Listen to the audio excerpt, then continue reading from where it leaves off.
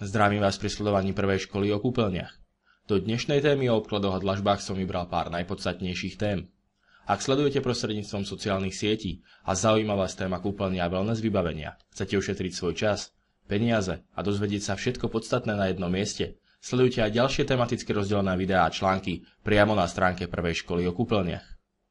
V dnešnom videu si prejdeme to najdôležitejšie, a teda jednotlivé parametre, akými sú oteruvzdornosť, protišmík, mrazuvzdornosť, nasiakavosť, krivosť a teda rektifikácia či kalibrácia obkladov a nakoniec vám v rýchlosti vysvetlím pojmy ako glazované, neglazované dlažby a spekané dlaždice.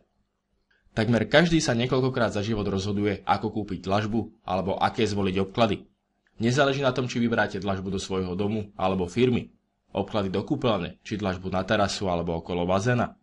Váš výber na mnoho rokov ovplyvní pocit a dojem z priestoru, kam novú dlažbu či obklady nalepíte, a preto si dobre zvážte všetky aspekty výberu. Začnem pár pravidlami na výber vnútorného obkladu a dlažby. Najdôležitejšie je rozhodnúť sa pre farbu, aká bude pre daný interiér najvhodnejšia. Na začiatku sa netrápte formátom a cenou. Cenné a vzory obkladov sa menia podľa aktuálneho dopytu na trhu, ich kvalita pritom zostáva rovnaká. Takže ak vyberáte dlažbu z gresu, formátu napríklad 60x60, tá najdrahšia dlažba v predajni nemusí byť tá najlepšia. Ak si vyberiete konkrétnu dlažbu, nebude jednoduché vybrať si zo širokej ponuky odtieňov a formátov. Veľkú výhodu máte v tom, ak poznáte parametre, ktoré musí váš obklad a hlavne dlažba spĺňať, potom jednoducho nájdete cenovo vyhovujúce série a vyberiete si farbu, ktorá sa vám páči najviac. Ak viete, čo hľadáte, nemusíte sa báť ani výpredajov, vždy si len objednajte s dostatočnou rezervou. Pri výbere do interiéru sledujte hlavne parametre ako oteruvzdornosť a protišmík dlažby. Oteruvzdornosť vyberajte podľa reálneho predpokladu počtu osôb, ktoré budú dennodenne po dlažbe prechádzať, a podľa predpokladaného znečistenia dlažby. V spálni alebo v obývacej izbe, po ktorých sa budete prechádzať bosí alebo v papučiach, nepotrebujete tú najodolnejšiu dlažbu, aká je vhodná napríklad do obchodného centra. Oteruvzdornosť sa označuje stupnicou PEI 1 až 5. Čím vyšší stupeň, tým väčšiemu namáhaniu dlažba odolá. PEI 5 je dlažba odolná pre vysoko namáhané priestory ako obchody, reštaurácie, schodiská, nákupné centrá, teda všetky také priestory, po ktorých denne prejdú desiatky či stovky ľudí s obuvou, v ktorej môžu byť zachytené kamienky, ktoré môžu dlažbu poškodiť. PEI 1 je naopak dlažba vhodná do priestorov bytov, kde nie je predpoklad poškriabania. Je ideálna do miest, kam chodíte bosí a v mäkkej obuvi. Takže napríklad do obývačky, spálne, domácej pracovne alebo detskej izby, kde vám ale odporúčam pod kancelársku stoličku na kolieskách použiť podložku, ktorá zabráni prípadnému zodratiu dlažby. Ak vyberáte čiernu lesklú dlažbu, pri tejto farbe vám odporúčam vybrať si dlažbu s čo najvyššou oteruvzdornosťou, pretože na čiernej je vidieť každý škrabanec oveľa viac ako pri iných farbách. Keď si neviete vybrať z niekoľkých dlažieb podľa vzhľadu, vyberte si tú s vyššou oteruvzdornosťou. Pre namáhané priestory vášho domu, firmy či reštaurácie nezabudnite na oteruvzdornosť, pretože výmena opotrebovanej dlažby, napríklad už po 2 rokoch, bude určite oveľa nákladnejšia ako správny výber hneď na začiatku. Ďalšou vlastnosťou dôležitou pre interiér a rovnako aj pre exteriér je protišmík. Protišmík vyjadruje vlastnosti dlažby a schopnosť povrchu dlažby zamedziť pošmyknutiu sa. Existuje norma, ktorá predpisuje koeficient trenia pre rôzne typy podláh a výrobcovia by mali tieto normy dodržiavať pri všetkých výrobkoch. Ak sa vám páčia leštené dlažby, mali by ste brať do úvahy ich šmyklavosť a ľahko viditeľné nečistoty a prach. Zabrániť viditeľnosti aj malého zašpinenia dlažby viete výberom takej, ktorá má v sebe viditeľnú štruktúru, ktorá pripomína napríklad prírodný kameň, alebo dnes veľmi moderné zemité farby so striedajúcim sa odtieňom, na ktorých malé zašpinenie neuvidíte. Jednofarebné leštenky sú na údržbu podstatne náročnejšie. Pri všetkých leštených dlažbách nehľadajte číslo protišmíku, nakoľko leštenky sú šmyklavé a protišmík sa pri nich netestuje. Pri všetkých ostatných dlažbách najčastejšie nájdete protišmík označený písmenom R a stupnicou od R9 až po R13. Čím vyššie číslo, tým ťažšie sa na dlažbe pošmyknete. R9 je protišmík vhodný do väčšiny vnútorných priestorov. R10 je vhodný do kuchyň, kúpeľní a skladov. Dlažba označená ako R11 je vhodná do často mokrých priestorov, vchodov, vonkajších schodísk či terás, ale aj do práčovní a umývacích liniek. R12 sa používa v závodných kuchyniach a výrobných závodoch, napríklad v mliekárniach. Môžete ju použiť aj na terase či pred vchodom do domu. R13 je dlažba vhodná aj do priestorov, ktoré sú často mokré a povrch dlažby mastný, napríklad v rafinériách. Ak je vaším cieľom mať jednotný a ucelený interiér, ale neviete sa rozhodnúť medzi leštenými a matnými verziami dlažby, môžete ich skombinovať. Mnohí výrobcovia ponúkajú série s niekoľkými typmi povrchových úprav a formátov dlažieb. Takže si môžete skombinovať veľkoformátovanú lesklú dlažbu v obývacej miestnosti a v kúpeľni s matnou dlažbou použitou v chodbe a v kuchyni a dokonca použiť vyšší stupeň protišmiku v pračovni a garáži, pričom viditeľná štruktúra dlažby bude v celom dome jednotná. Takto použitá, správne nakombinovaná dlažba vás bude naplňať radosťou a spokojnosťou kľudne aj po celý život. Prejdem na ďalšiu vlastnosť, ktorú chcem spomenúť, a je ňou mrazovzdornosť a nasiakavosť dlažby. Mrazovzdornosť je podmienená nasiakavosťou. Laicky povedané, čím menej vody dokáže dlažba do seba vpiť, teda nasiaknuť, tým ťažšie popraská.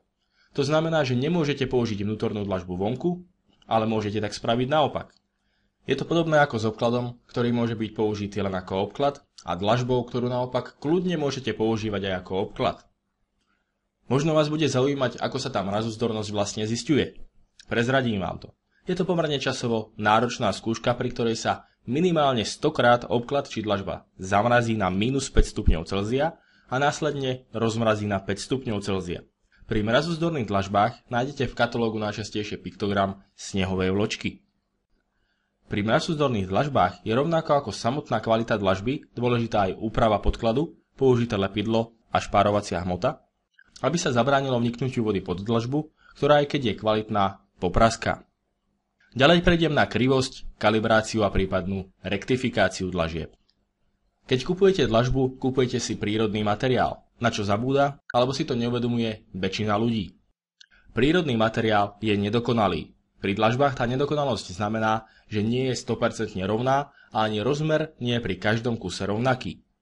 Aby boli jednotlivé kusy v balení čo najviac podobné, slúži triedenie nazývané kalibrácia. Kaliber je vyjadrením presného rozmeru. Napríklad kaliber 0 znamená, že v balení dlažieb v rozmere 33,3 x 33,3 cm budú jednotlivé kusy v rozmeroch 332,2 až 333 mm. Kaliber 1 budú rozmery 331,4 až 433 mm. Jediným spôsobom, ako docieliť, aby boli jednotlivé kusy 100% rozmerovo presné, je rektifikácia. Rektifikácia úprava dlaždíc po ich vypálení, kedy sú zabrúsené na presný rozmer. Niekedy si zákazníci chybne myslia, že kúpiť rektifikovanú dlažbu znamená kúpiť dlažbu, ktorá sa ukladá bez špár, teda opiera sa jedna o druhú. Takéto ukladanie ale nie je správne a nie je to možné. Pri všetkých dlažbách sa musí zachovať minimálna hrúbka špáry 1 mm. Pomaly sa dostávam ku koncu, kde vám v krátkosti spomeniem ešte rozdiel medzi glazovanou a neglazovanou dlažbou a medzi režnými a spekanými dlažbami. Glazované dlaždice sú všetky tie, ktorých povrch je upravený natieraním glazúry alebo digitálnou tlačou. Na povrch dlaždice je akoby naliaté sklo, ktoré obsahuje farbu a lesk pre konečný vzhľad dlaždice, plus materiál, ktorý spôsobí tvrdosť, a teda aj odolnosť dlažby a zabránenie nasiakavosti. Keď sa pozriete na klasický obklad, tak pri pohľade z boku vidíte základ, teda črep, a vrchnú glazúru. Glazované dlaždice sú najpredávanejšie a delia sa na 1 a 2 krát spekané. 1 krát spekané sú tie, na ktoré sa nanesie glazúra na povrch surového materiálu a následne sa vypaľujú pri teplote približne 1200 stupňov, a 2 krát spekané sú vyrábané tak, že surový materiál sa vypáli pri teplote 1200 stupňov bez glazúry. A až následne sa nanesie vrchná vrstva, teda glazúra, ktorá sa zapečie, ale už pri nižšej teplote, približne 800 stupňov Celzia. A takéto glazovanie môže mať rôzne špeciálne povrchové vrstvy a dá sa ním docieliť výrazne rozdielna kvalita a dizajn obkladačiek. To je aj dôvod, prečo sú v glazovaných dlaždiciach obrovské cenové rozdiely. Prejdem na neglazované. Pri neglazovaných je celá hrúbka tvorená jedným materiálom. Ich povrch nemôže byť teda pokrytý žiadnymi vzormi či obrázkami. Neglazované dlaždice sú vyrábané naprírodno, bez úprav, čo znamená, že každá je iná. Preto, aby ste nekúpili napríklad 50 m štvorcových dlažby a nemali každý meter štvorcový v inej farbe, sa neglazované dlaždice po výrobe triedia do 7 odtieňov. Základný je označený S alebo B0. Blečie odtiene sú označené A1, A2 a A3 a tmavšie odtiene B1, B2 a B3. Tento údaj nájdete na krabiciach neglazovaných dlaždíc a podľa tohto označenia si prekontrolujte všetky krabice pri nákupe a rovnako si označenie odfoďte alebo si krabicu odložte pre prípad, ak budete chcieť doobjednať rovnaké. Horšie to bude, ak budete chcieť doobjednať alebo znovu objednať rovnaké gresové dlaždice. Gres sa netriedi.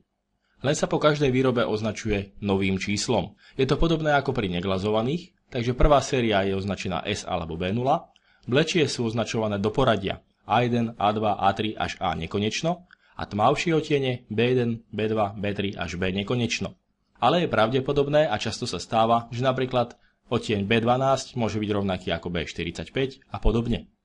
Gres sa inak označuje ako spekaná dlaždica, pretože sa vypaľuje pri vysokých teplotách až okolo 1300 stupňov.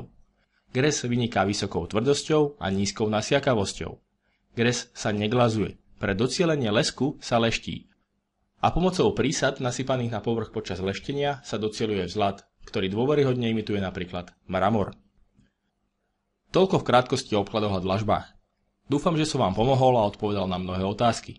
Ak máte ďalšie nezodpovedané otázky, som tu pre vás. Píšte mi mailom na lukaš@artware.sk alebo využite chat priamo na stránke. Ak sa vám video páčilo a myslíte, že by mohlo pomôcť aj ďalším, zdieľajte ho. Ďakujem za sledovanie a prajem vám krásny zvyšok dňa.